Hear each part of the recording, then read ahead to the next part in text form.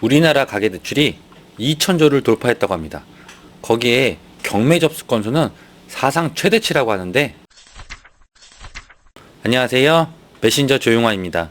3월 27일 한국은행에서 발표한 금융안정보고서에 따르면 국내 부동산 관련 대출 잔액이 2,681조 6천억이라고 하는데요.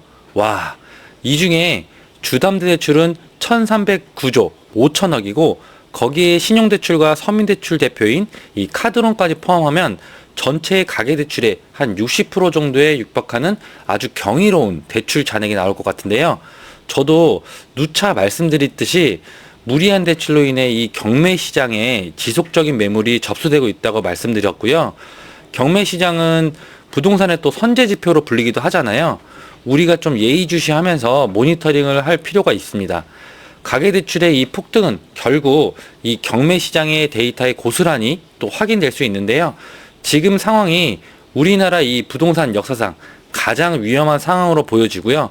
우리는 늘 같이 공부하면서 지금의 이 시한폭탄 같은 위기를 기회로 잡아보면 좋을 것 같습니다. 그럼 어떤 내용인지 화면 보면서 같이 이야기해 보도록 하겠습니다. 결국 떠받치기 정책으로 우리나라 이 가계대출이 2천조가 돌파했습니다. 3월 27일 이 한국은행에서 발표한 금융안정보고서에 따르면 2025년 3월 가계대출은 2,681조 6천억입니다. 더 큰 위험은 이 가계대출도 있지만 연체율이 지금 어마무시한데요. 한국은행 3월 금융안정보고서에 보면 부채 고위험 가구가 이 40만 가구이고 잠재 고위험 가구 수가 357만 가구입니다. 빚이 집값보다 높다라고 표현할 만큼 실제로는 더 많다고 또 봐야 될 것 같고요. 여기서 고위험 가구란 금융부채 중에 이 총부채, 원리금 상환 비율, 이 DSR 있지 않습니까?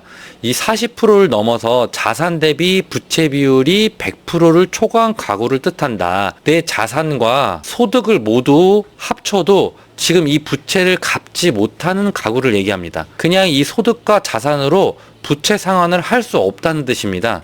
쉽게 소득하고 자산 다 팔아도 부채를 상환할 수 없는 가구다. 우리는 이거를 이제 영끌족 또는 B2라고 부르고 있거든요. 거기에 또 다른 문제는 자영업자입니다. 이전 영상에 제가 자영업자 폐업자 수가 굉장히 빠른 속도로 증가하고 있다. 폐업자 수가 600만이 넘어갔다. 제가 이전 영상에서도 말씀을 드렸었는데요.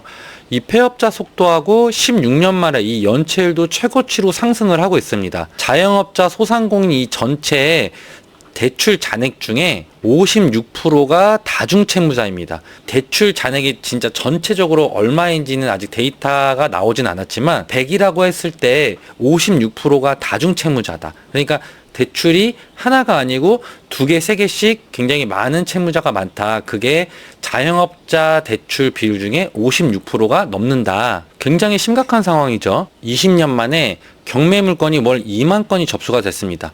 굉장히 이례적인 일이고요. 25년 파악된 접수 경매 물건이 현재 기준으로는 한 14만 건으로 예상이 되고 있고요. 시장의 이제 미분양 주택은 7만 2천 건. 그리고 지역별 부동산 매물이라고 제가 말씀드리긴 했는데 지금 서울 것만 이제 9만 건이 되고 아마 점차적으로 하반기로 갈수록 10만 건은 그렇게 오래 걸리지 않을 것으로 저는 예상을 하고 있어요. 위에 이제 지역별 부동산 매물 중에 경기도와 인천은 제가 제외한 물건이거든요. 이 점 참고해 주시면 좋을 것 같고요. 정말로 하늘에서 이제 아파트가 쏟아진다 이런 표현이 나올 정도로 하반기에 굉장히 많은 매물과 경매 물건들이 쏟아질 것으로 예상이 됩니다. 8억 3천짜리가 5억 5천으로 뚝 떨어져서 경매에서 나왔지만 찬밥이다. 이 아래 지표는 제가 한 2010년부터 한 2025년까지 가져온 거라고 보시면 될 것 같아요. 그 중에서도 지금 지표를 보시면은 이렇게 2025년도에 지금 가장 높죠. 가장 많은 매물이 지금 나왔다. 이렇게 지금 볼 수 있고요. 경매라는 거는 또 부동산의 선제 지표니까 이 부분을 꼭 염두에 두면서 보면 좋을 것 같습니다. 제가 가져온 여기 내용 중에 챗 GPT를 통해서 한번 가져와 봤거든요. 2024년 법원에 접수된 신규 경매 신청 건수가 12만 건에 육박하고 이는 글로벌 금융위기 이후 15년 만에 가장 많은 수치였습니다. 지금은 2025년 4월이잖아요, 여러분들. 아마 제가 얘기한 이 14만 건을 돌파를 했을 수도 있습니다. 2024년 1월에는 신규 경매 신청 건수가 1616건으로 이는 2014년 7월 이후 가장 많은 수치이며 전년 동일 대비 56%가 증가한 수치입니다. 고금리 기조와 경제 침체의 여파로 채무 상환에 어려움을 겪는 차주들이 증가하고 있음을 보여줍니다. 이 내용도 좀 참고해서 보시면 좋을 것 같습니다. 경매 시장에 물건은 쏟아지는데 매변받는 물건들이 아직 많습니다. 왜 그런 걸까? 또 우리 궁금하잖아요, 여러분들. 결국 내용은 비싸서였습니다. 물론 경매에 나온 물건들을 참여해서 이제 낙찰을 받아야 되는데 감정가의 60% 정도가 돼야지만 낙찰을 받습니다. 그러니까 쉽게 얘기하면 10억짜리 감정가가 나온 물건이 있는데 3번 이상은 유찰이 돼야지 한 60%에서 60% 이하로 떨어지거든요. 그래야지만 이게 수지 타산이 맞겠구나, 내가 좀 더 저렴하게 살 수 있겠구나 라고 그제서야 판단해서 낙찰가를 쓰고 참여를 하는 겁니다. 처음에 나온 감정가대로는 아무도 참여를 하지 않는 거죠. 낙찰가율은 25%에서 30%다. 쉽게 10명 중에 2-3명 정도 참여한다. 뭐 물건이 있으면 여기에 참여하는 사람이 많아야 되는데 한 10명이 참여했다 그러면 여기서 이 참여자 중에 낙찰받는 사람은 한 2명 정도다. 이렇게 생각을 하시면 될 것 같습니다. 꿀팁은 매월 늘어나는 이 경매 접수는 6개월 이후에 이제 경매 물건으로 등록되고 저희가 참여할 수 있습니다. 그러니까 지금은 저희가 뭐 섣부르거나 조급하게 절대 어떤 부동산을 투자한다거나 이럴 필요는 없겠죠. 어차피 지금 4월이니까 6개월 뒤라고 해도 10월 달이잖아요, 여러분들. 3월 달에 2만 건이 접수가 됐지만 4월 달에 더 많이 접수가 될 수도 있는 거고 점차적으로 더 쌓여가기 때문에 이후에 저희가 하반기 또는 2026년도 상반기에는 굉장히 좋은 물건들을 좀 저렴하게 가져올 수 있는 기회가 될 수 있겠죠. 지금에 쏟아지는 이 물건들은 누구의 물건이냐?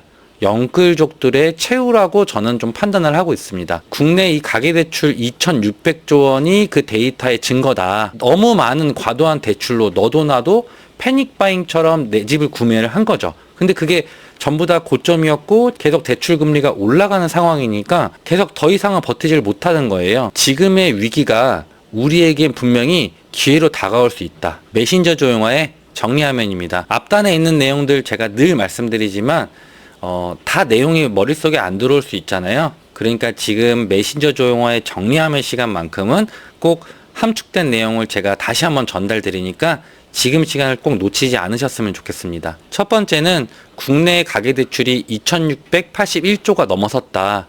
굉장히 위험한 상태예요. 사실 당장 어떤 은행들이 터져도 이상하지 않습니다. 두 번째, 집값보다 빚이 더 많은 이 고위험 가구 수가 357만 가구다. 한국은행 금융안정보고서에서 나온 내용이에요. 저기서 얘기하는 고위험 가구 수는 소득, 자산 모두 팔고 내 소득을 다 포함을 하더라도 지금 내가 갖고 있는 부채를 상환을 하지 못하는 가구를 고위험 가구라고 얘기합니다. 세 번째는 자영업자 폐업자 수가 600만 명이 돌파했다. 네 번째, 자영업자 이 소상공인의 다중 채무자가 56%다. 그리고 거기에 연체율도 포함되어 있으니까 우리가 굉장히 이 부분을 유심히 봐야겠죠. 다섯 번째, 20년 만에 경매 접수가 월 2만 건이 접수가 됐습니다. 그 중에 주택 비율이 약 55% 정도 된다. 실제로는 아마 더 될 겁니다. 여섯 번째, 경매 감정가 대비 60% 정도가 돼야지 낙찰이 될 수 있다. 낙찰이 되지만 사실 평균 가격이기 때문에 60%에서 그것도 높다고 생각하면은 또 유찰이 되겠죠. 그러면 결국 60%보다 더 아래의 가격이 나와야지만 이거를 투자할지 안 할지, 내 집 마련을 할지 안 할지를 고민을 한다. 메신저 조용화의 애독자님들에게 좀 여러분들한테 지금 같은 시기에는 좀 진심을 담은 어떤 메시지를 또 한번 전해드리고 싶어서 다시 한번 이렇게 메시지를 전달드리고요. 이 부분도 여러분들이 꼭 같이 봐주셨으면 좋겠습니다. 오늘 기준으로 이제 원달러 환율도 1,476원까지 오르면서 2008년, 2011년에 우리나라 부동산에 대한 어떤 흐름이 좀 떠올랐어요, 저는. 그때는 저도 기억에 집이 넘쳐났고 아무도 이제 부동산에 관심이 없었던 기억이 떠오릅니다.